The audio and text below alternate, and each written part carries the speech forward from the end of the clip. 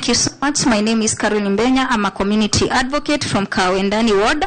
I'm here and privileged to represent my community and young people, and especially people who are in advocacy in Kiambu County. Mine is just to echo what the governor said. It is an amazing job. The schools are there and we are still getting new babies. We are so reproductive in Kiambu County.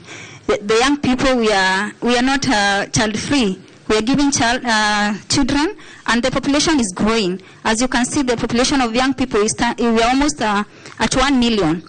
So the ECDs are so beneficial for people who come from vulnerable families and low-income families, because it is totally free, and the meals are there for our kids. When they go home, at least they don't lack something to sustain them. So it is encouraging and is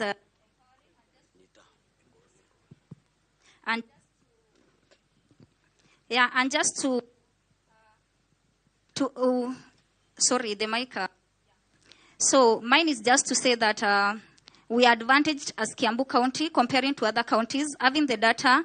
If you check the data at the COB, control of budgets, Kiambu, we are in matters, education, and the rest. Thank you so much.